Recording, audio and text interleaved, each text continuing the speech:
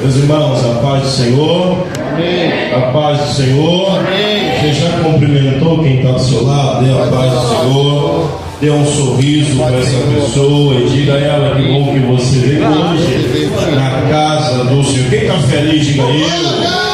Quem está feliz com Jesus, diga eu. Como é bom servir a Jesus, né, irmãos? Como é bom estar na casa do Senhor.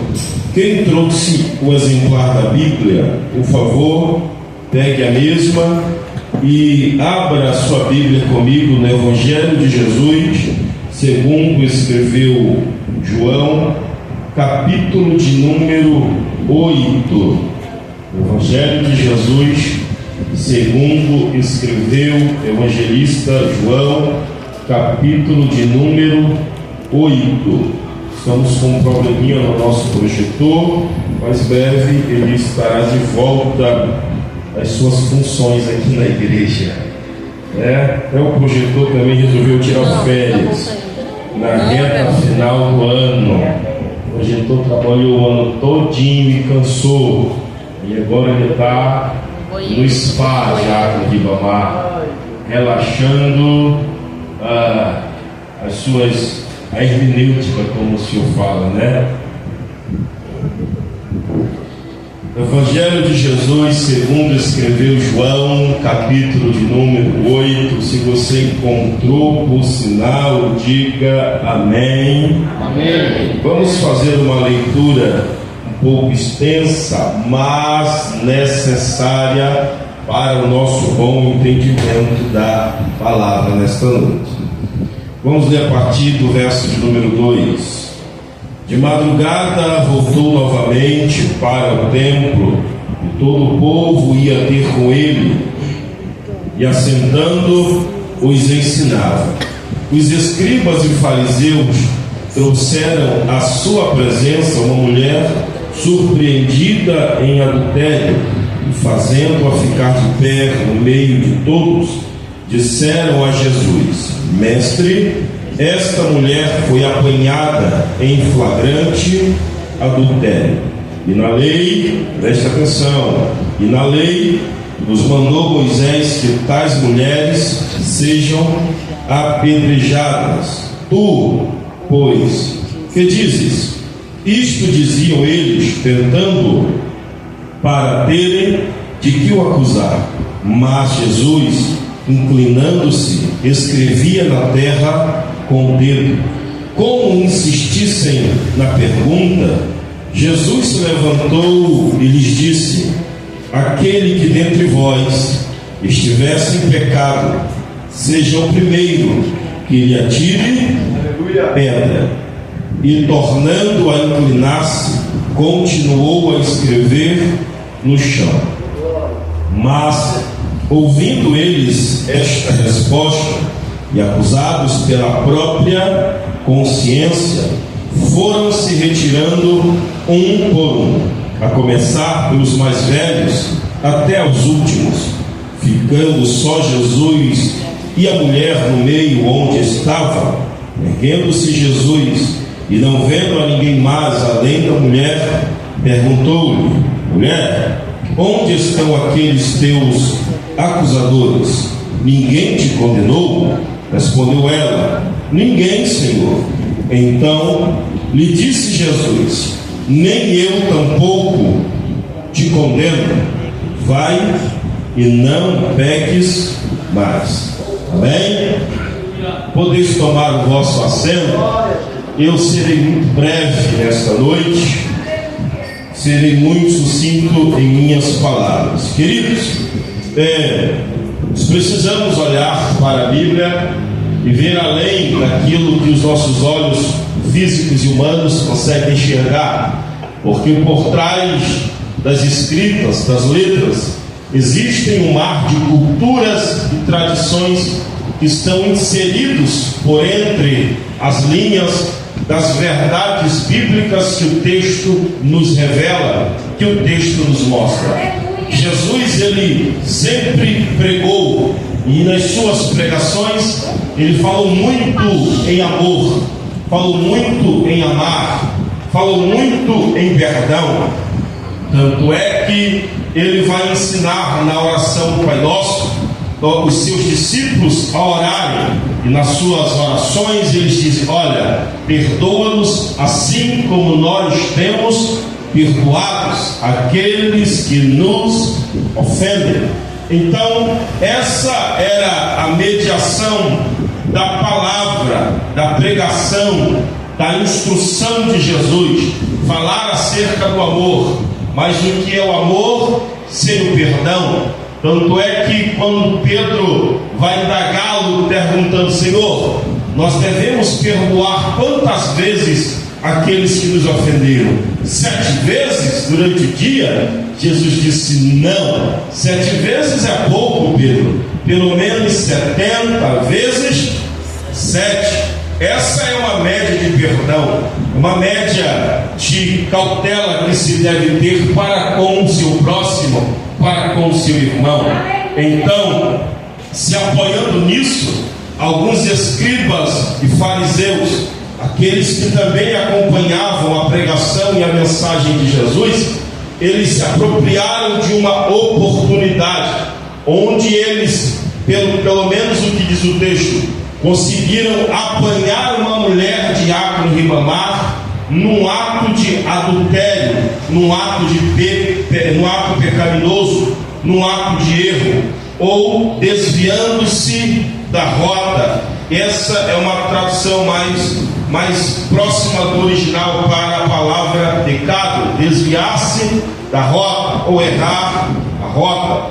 Então os escribas e fariseus trouxeram uma mulher na presença de Jesus para saber qual seria a sua posição, para saber qual seria a sua orientação, irmã Neia, acerca daquele momento que estavam ali reunidos para tentar trazer um julgamento para a situação desta mulher.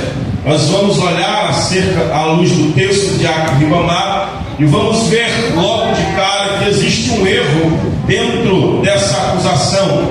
Qual é o erro, pastor? A mulher foi apanhada em adultério, mas o homem que estava adulterando com ela não foi apresentado diante de Jesus também. Isso aqui é uma outra pregação, isso aqui é uma outra história. O fato é que eles trazem essa mulher diante de Jesus e eles falam a Jesus: Senhor, nós pegamos essa mulher em flagrante adultério. Então eles apelam para o senso de Cristo, para o senso de Jesus, para o bom senso do Mestre, como ensinador das Escrituras, como aquele que velava pela palavra. E ele disse que ele não veio para abolir a lei, mas ele veio para que a lei pudesse ser cumprida. Então os homens falaram para eles: olha, o que é que tu nos orienta a fazer? Qual é a tua posição acerca do erro, acerca do pecado desta mulher? Então eles entram dentro da lei mosaica e falam para Jesus: Moisés, na lei, nos diz que tais mulheres precisam ser apedrejadas. E de fato, Diácono Ribamar, eles estavam corretos, porque no livro de Levítico, capítulo número 20, no verso número 10, a lei diz o seguinte: que todo homem que for apanhado em ato de adultério ou adulterando com uma mulher casada, ambos devem ser apresentados perante o povo, para que sejam apedrejados, para que este mal saia de Israel, de Jerusalém, ou do meio do povo de Deus. Então eles trouxeram esta causa para Jesus, baseado na lei do seu povo, na cultura do seu povo, para saber se aquele Cristo que pregava o perdão, de fato, iria agora se opor acima da lei deles, se opor acima daquilo que Moisés tinha deixado como parâmetro de direcionamento para o seu povo seguir as leis do Senhor. Em contrapartida, enquanto eles usam a lei mosaica para tentar induzir Jesus a uma sentença, a uma opinião, a uma sugestão, a uma objeção, por outro lado, existe o sistema político da época, sistema político local. Qual é esse sistema político, pastor? Israel, eles eram governados Os romanos decidiam, os romanos julgavam, os romanos acusavam. Eles representavam, Diácono e Ribamar, a lei naquela época. Então, Jesus, por um lado, não poderia se opor à lei de Moisés, dizer não, essa mulher não pode ser apedrejada, ou sim, essa mulher pode ser apedrejada. Em contrapartida, ele não poderia decretar uma sentença àquela mulher, segundo o que a lei de Moisés dizia.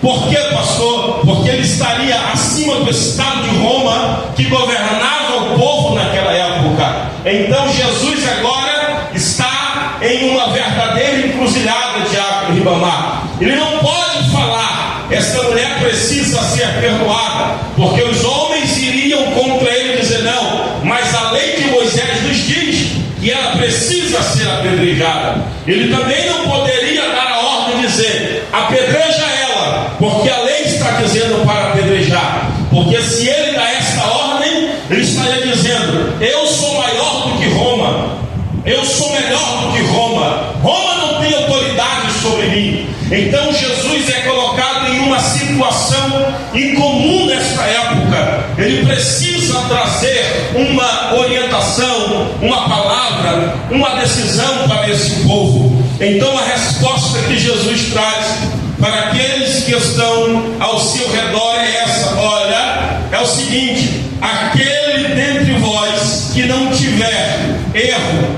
aquele dentre vós que não tiver pecado, aquele dentre vós que não tiver nenhuma falha, seja o primeiro a atirar a pedra contra esta mulher, a exercer a lei sobre esta mulher. Que eles entendiam, Jesus entendia que acima da lei existia a consciência daqueles que serviam e temiam ao Senhor. Existia a consciência daqueles que conheciam as leis, a palavra do Senhor. Então nós precisamos hoje adentrar dentro de uma temática para esta noite um tanto quanto delicada. Por quê, pastor? Porque esse ambiente de julgamento, ele não acontece numa praça pública. Esse ambiente de julgamento, ele não acontece no monte, ele não acontece no deserto. Esse ambiente de julgamento acontece dentro do templo, enquanto Jesus estava ensinando as pessoas que ali estavam, as pessoas que buscavam uma orientação. E é sobre isso que hoje a nossa geração precisa compreender, que nós precisamos compreender acerca desta temática, acerca do texto que nos é exposto nessa noite. Nós precisamos aprender com Cristo. Nós precisamos observar os movimentos, as ações de Cristo sobre a nossa vida, porque acima de cada ação existe a nossa consciência, porque acima de cada ação existe aquilo que sabemos, que pensamos, que observamos, que agimos, que nos comportamos.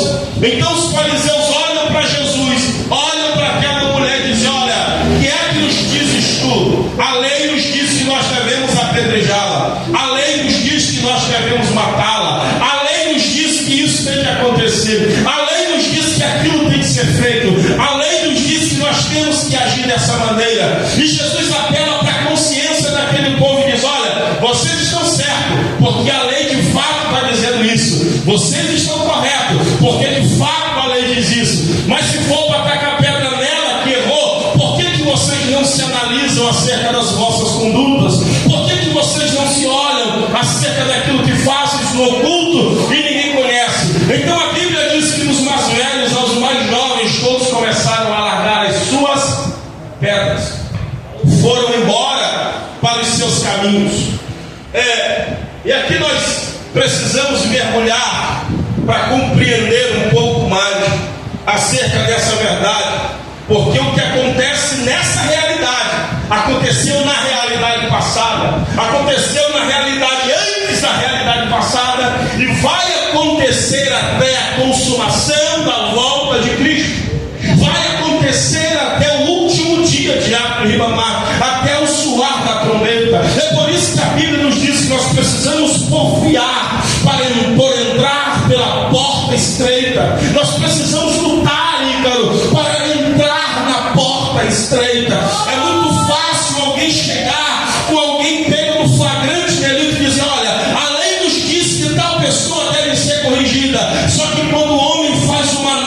crítica acerca do seu ser, acerca da sua condição, acerca da sua posição, acerca da sua vida pregressa, acerca de quem ele foi, uma hora a ficha precisa cair. É ou não é, irmãos? É ou não é? Jesus não vai dizer, essa mulher, tadinha dela. Jesus vai dizer, ela errou, mas e vocês? Ela falhou, mas e vocês? Ela pecou, mas e vocês? Ela pode ter cometido, mas e vocês? Por quê? Porque é mais fácil andar com pedras na mão. É mais fácil caminhar com pedras na mão. É mais prático estar com pedras na mão. É mais fácil olhar e dizer, é ele, é ela, é fulana, é fulano. Enquanto Jesus parte para uma análise pessoal, uma análise crítica, ele diz, olha, e vocês? E vocês? Aqui, só entre a gente aqui. Se a gente fosse hoje pegar um papel, uma caneta, escrever as atrocidades do nosso passado, nós deixaríamos as pedras lá do lado de fora. Se eu e você fôssemos relembrar o que nós vivíamos lá atrás, eu e você deixaríamos as nossas pedras lá fora. Se eu e você fôssemos nos analisarmos como a Bíblia nos diz para que nós venhamos nos analisar, nós deixaríamos as pedras lá fora. Você sabe por que Jesus parte para essa análise pessoal dele? Você sabe por quê? O evento todo, olha para cá, o evento todo, Ícaro, está acontecendo dentro do templo. Então, se o evento todo está acontecendo dentro do templo, eles não poderiam pegar uma mulher pecadora e levar para dentro do templo. Eles não poderiam conduzir alguém que foi pego no flagrante delito e levar para dentro do templo.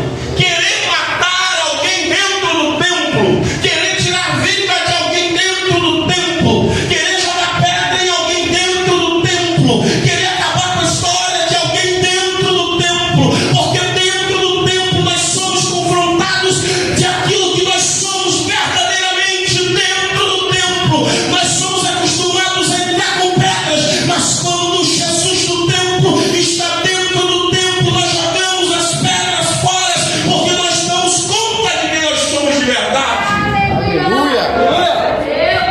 Diga dentro do templo. Diga dentro do templo.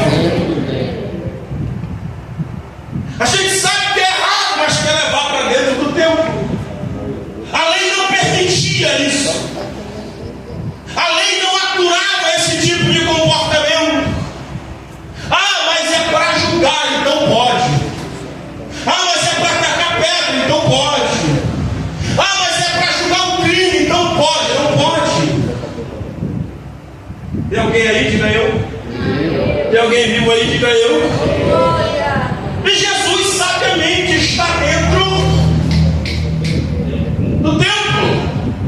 Fazendo o que, pastor? Ensinando. Fazendo o que, pastor? Pregando. Fazendo o que, pastor? Orientando. Fazendo o que, pastor? Trazendo um ensinamento para o seu povo. E eles entram com uma mulher no templo. Ela foi pega em adultério. Por que vocês trazem ela para cá? Vocês não sabem que não pode porque é o templo? Vocês não sabem que não é permitido porque é o templo? É por isso que nos confronta eles. Não é acerca do que se fez há 100 anos atrás, mas é acerca de que está sendo feito um erro para tentar condenar outro erro. E hoje sabe o que a gente faz? A gente pega os erros e coloca na balança, pega o que é mais pesado e condena. Nós pegamos as falhas e colocamos elas na balança, pegamos o que pesa mais e condenamos. Nós pegamos as pessoas, colocamos elas na balança e sondamos aquelas que é mais útil e menos útil, e queremos condenar aquela que é menos útil, e a que é mais útil nós absorvemos. Jesus está dizendo, e vocês, quem é que vocês são? E vocês, quais são os erros que vocês têm? Quais são as falhas que vocês cometeram? Para andar com pedra e na primeira oportunidade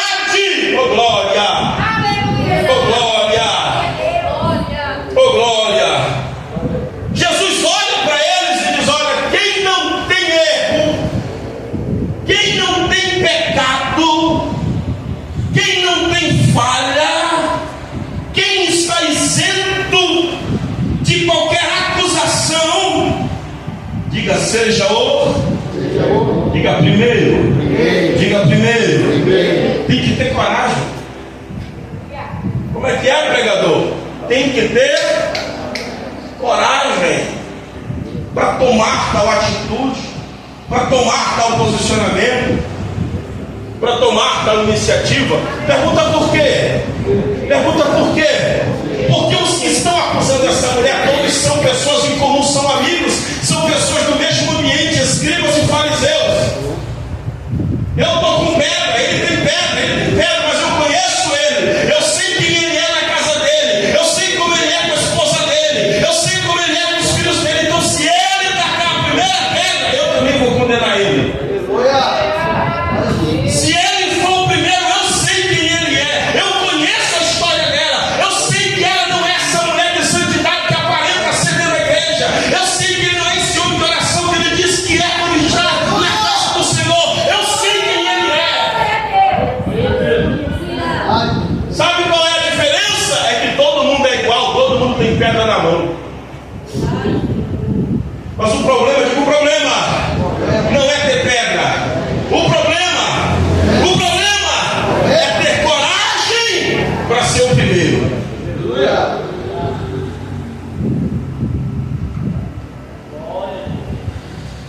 Jesus joga para eles. Eles buscavam uma oportunidade para acusar Jesus de alguma coisa, e Jesus joga para eles: ó, a decisão agora é com vocês, e vocês? Sabe o que eu acho lindo na Bíblia? Eu já terminar isso aqui, vai ser muito breve. Vocês sabem o que eu acho lindo na Bíblia?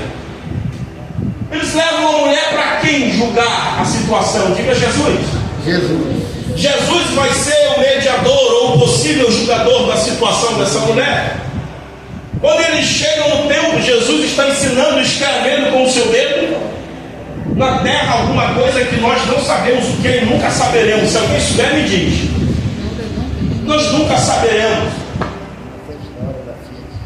Então, Jesus está no templo, pregando, ensinando, falando, dizendo, mediando, orientando, direcionando, capacitando, trazendo formação social, espiritual, política para aquele povo.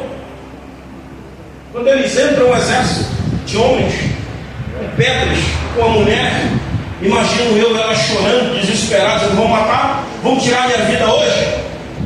Jesus ouve eles e diz para eles: quem não tem pecado, que atire a primeira pedra.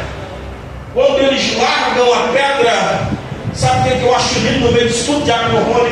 É que o único que não tinha pecado também estava entre eles, que era o próprio, e o único que tinha autonomia para atacar uma pedra porque não tinha pecado era Cristo, e ele não andava com pedras nas mãos.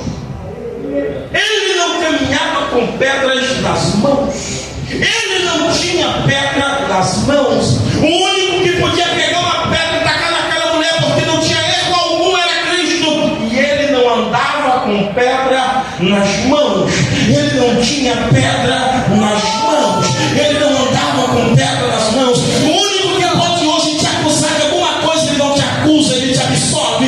O único que hoje pode te julgar pelos teus erros, ele não vai te julgar. Ele vai ser vinde a mim, vós que estáis cansados e sobrecarregados, e eu vos aliviarei. Jesus está me chamando para uma vida de transformação e arrependimento. Aleluia! Ele é o único que pode e não faz, e nós não podemos e queremos fazer. Ele é o único que não tem erro e não condena, e nós somos miseráveis, como disse Paulo, nós não passamos de miseráveis pecadores. Nós queremos exercer justiça e juízo contra o nosso irmão, contra o nosso próprio. E nós queremos tomar o certo das mãos de Deus. Queremos tomar o poder de Deus, querer decidir coisas que só Deus tem a capacidade de decidir. Nós queremos fazer coisas que só compete a Deus tais. ou tal autonomia ou autoridade. Jesus está fazendo o quê? Escrevendo com o seu dedo em terra. E os homens estão olhando um para o outro, dizendo: e aí, quem é que vai ser o corajoso? Eu imagino que alguém olhou e disse: eu não vou atacar porque tem um negócio aqui que está me acusando, um fulano que está do lado aqui, sabe? Então eu vou soltar minha pedra.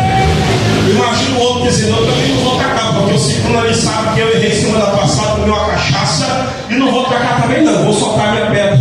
Aí o terceiro diz: não, eu não vou não, porque eu contei uma mentirinha gospel ontem com meu pai, com minha mãe, eu não vou atacar pedra também não. E fulano, meu pai está aqui, minha mãe está aqui, então eu vou soltar minha pedra.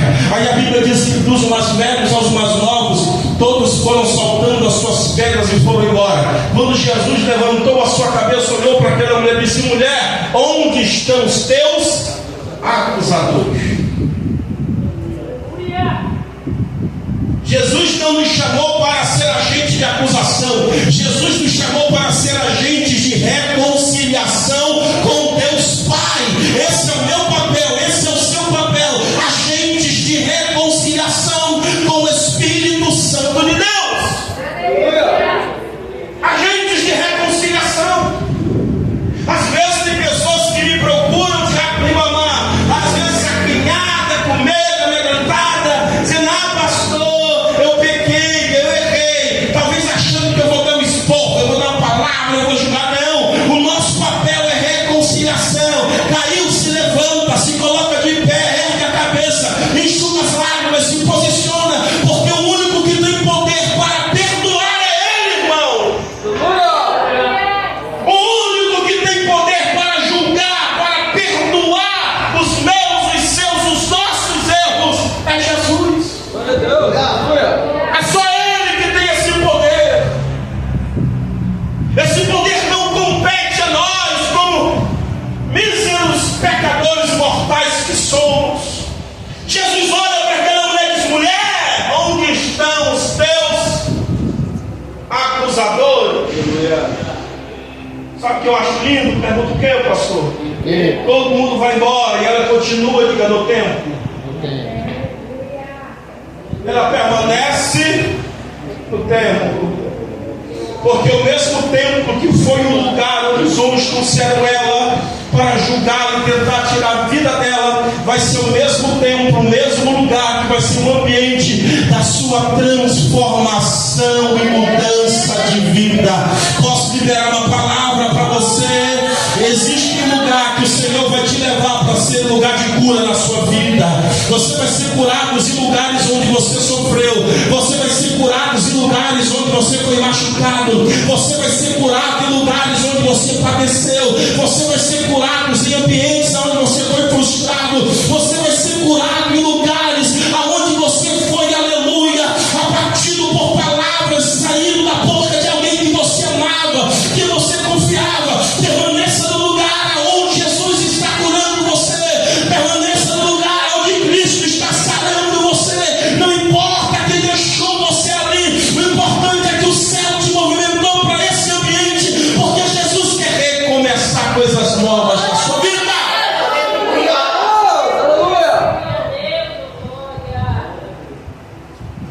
Então, quando você vê alguém dizendo: não, isso aí, ixi, tem que tirar, cuidado, tem pedra na mão. Quando você vê alguém dizendo: não, isso aí não presta, pode, tira do grupo, tira da célula, tira da liderança, não, cuidado, tem muita pedra na mão e pouco amor no coração. Eita!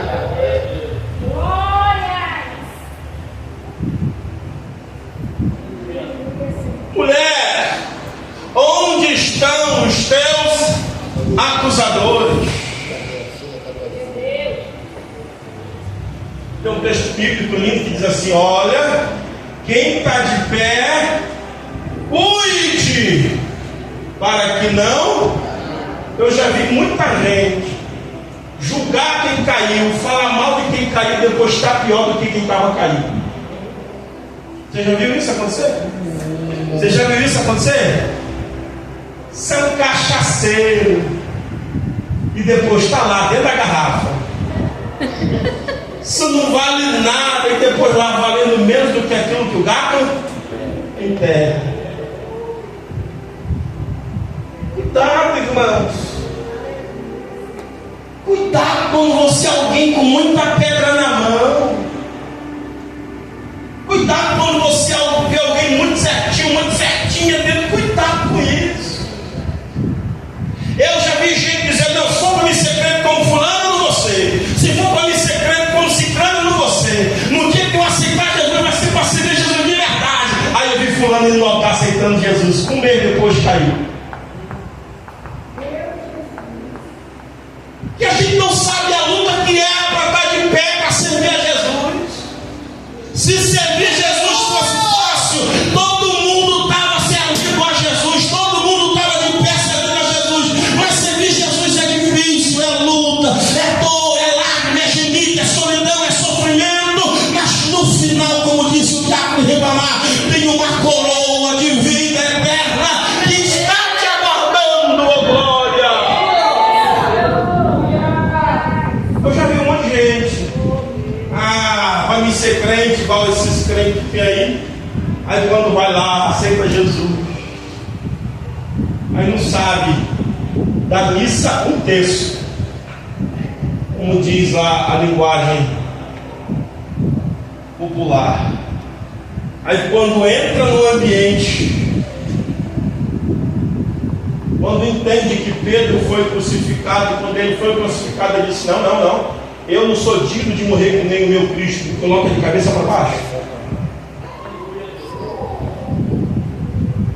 Quando eles entendem que teve um discípulo que foi cerrado ao meio, que teve outro discípulo que foi colocado dentro de um panelão de óleo fervente, quando a gente entende o que é evangelho de verdade, a gente não procura andar com pedra na mão. A gente olha para quem caiu de um jeito diferente. A gente passa por quem caiu e diz: meu irmão, se levanta, eu estou contigo. A gente passa por quem errou e a gente sabe e diz: olha, Jesus tem um plano na sua vida. Jesus vai lhe colocar de pé. Jesus vai lhe fortalecer. Jesus tem algo novo na sua história, meu irmão, minha irmã. Quando a igreja universal, quando a igreja global entender o que é o amor de Cristo, a gente vai parar de julgar, a gente vai parar de querer ser crítico alheio e querer começar a olhar para a pessoa e entender: Jesus resgata, Jesus levanta, Jesus fortalece. Quando Pedro foi preso, os irmãos não ficaram dizendo bem feito, os irmãos não ficaram falando: olha, estava no tempo dele ser preso e ser aguaceiro. Quando Pedro foi preso, os irmãos ficaram criticando. Eles se reuniram na casa da irmã Maria, mãe do irmão Marcos, e disse: Senhor, solta Pedro, solta Pedro, solta Pedro, solta Pedro, solta Pedro. Aleluia!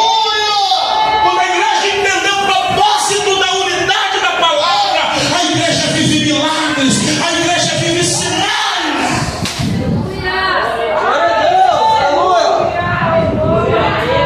Teve um lugar onde Jesus não pôde operar sinais e maravilhas. Teve, pastor? Teve, está na Bíblia. Sabe onde foi? Pergunta: onde foi, pastor? Na sua própria terra. Por quê? Porque muitos não creram.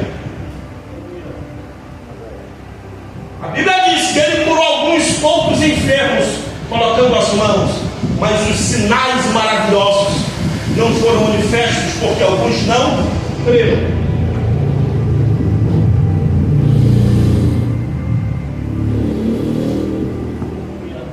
Onde é que estão os teus acusadores? Onde é que estão aqueles que falaram que você estava em flagrante adultério?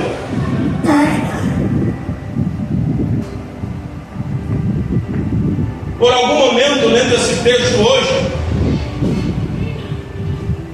eu cheguei a me questionar, me perguntando: será que Jesus entendeu, talvez, que essa situação dessa mulher fosse talvez uma encenação para que os homens pudessem ter alguma coisa para falar acerca dele?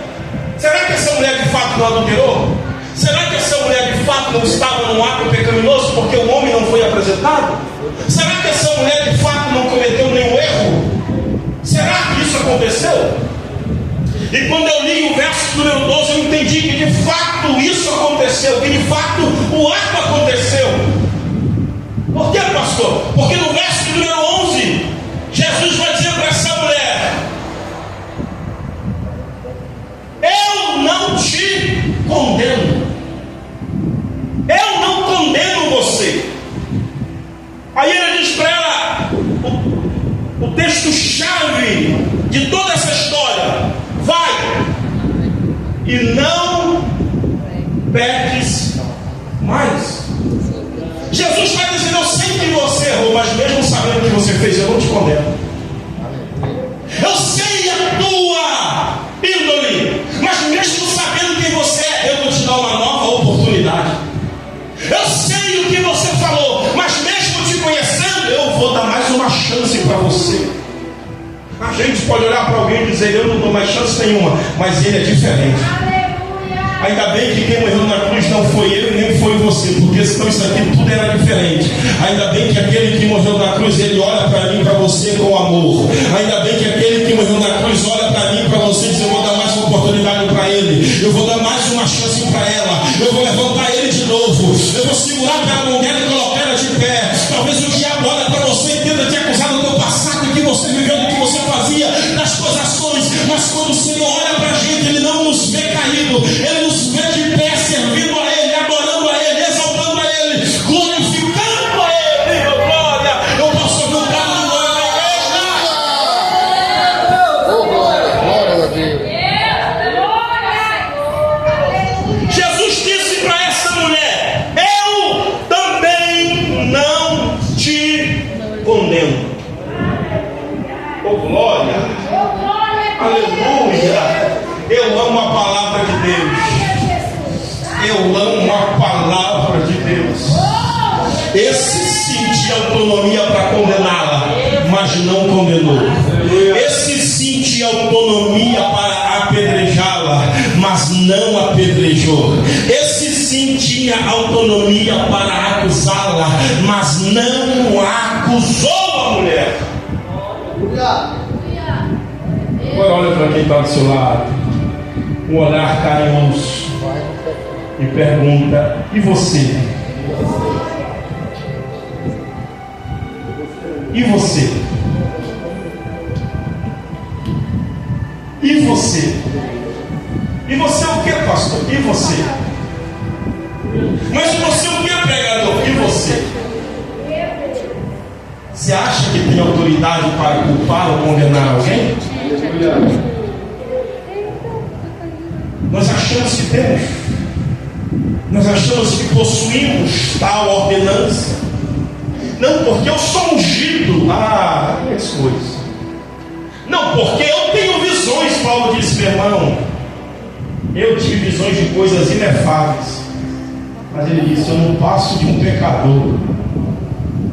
E entre os pecadores, sou o pior. O nosso problema é que quando a gente começa a vestir um terno, a gente quer ficar e tratar as pessoas diferentes. E quando a gente lê um texto e começa a ter uma interpretação pessoal acerca do texto, a gente começa a querer ficar de um jeito diferente. E quando a gente sobe no altar com uma palavra, talvez a gente se ache melhor do que as demais pessoas. Jesus está ali prostrado com as mãos na terra escrevendo alguma coisa. Eu já vi alguns pregadores dizendo que ele estava escrevendo uma nova história na vida daquela mulher. Não tem nada a ver. Mas o fato é que ele estava ali prostrado. Enquanto os homens estavam falando, ele estava prostrado. Enquanto os homens estavam murmurando, eles estavam prostrados.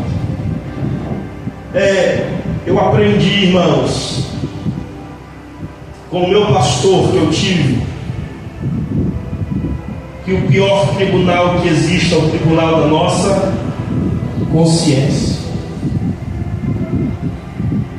Esse é o pior de todos. Porque da boca para fora a gente fala para alguém: não fui eu, mas quando a gente deita, a gente sabe que fui eu. Eu não fiz, mas quando a gente deita, a gente diz: eu fiz. Eu nem conheço, mas quando a gente coloca a cabeça no travesseiro, a consciência diz: você conhece. Você sabe quem é isso, você sabe quem é fulano, você sabe quem é fulano. Eu não fui, mas quando a gente deita para dormir, vem aquela mensagem: eu fui.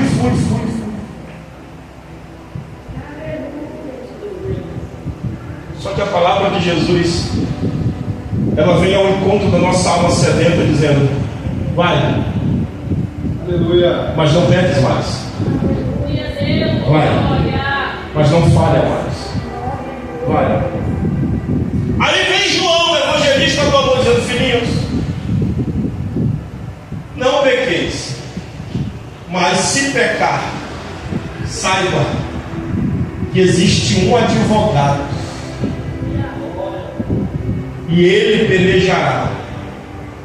Existe um advogado. Quem é? É eu?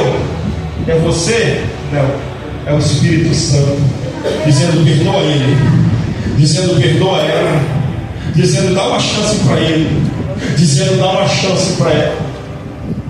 Se eu pedir aqui em 1 minuto para você fechar os seus olhos, em 1 minuto você lembrar de pelo menos 10 coisas que você já fez, que você crê que é pecado, você não vai lembrar de 10, você vai lembrar de 50. Em 1 minuto.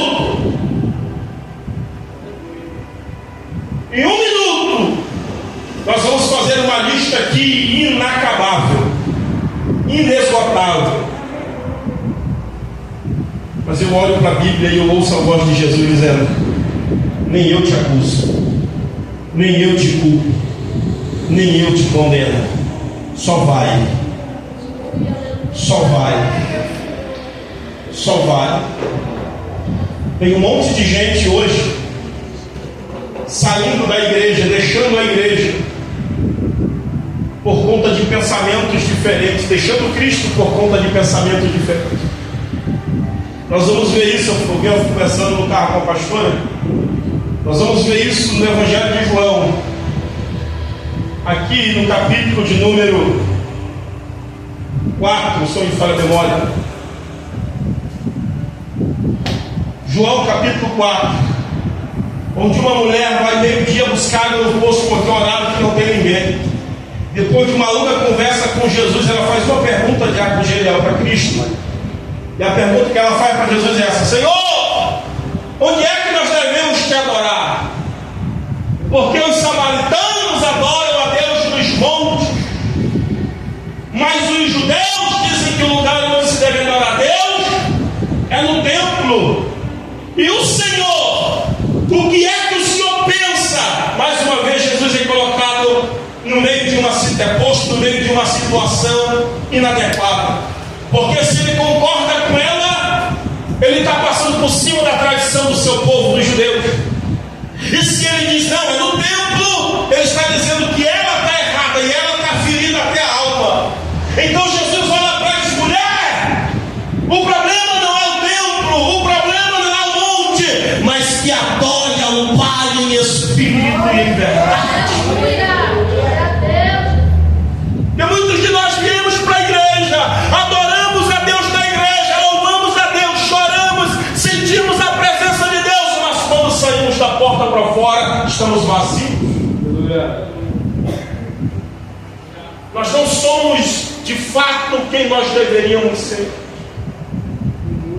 Então Jesus disse para ela: não se empolgue com o templo e nem com expectativa no monte, mas se você adorar Ele com verdade, se você tiver verdade no seu coração, se você tiver verdade naquilo que você colocar diante dele, isso sim vai agradar o coração do Todo-Poderoso. Tem alguém me ouvindo nessa noite? Se coloque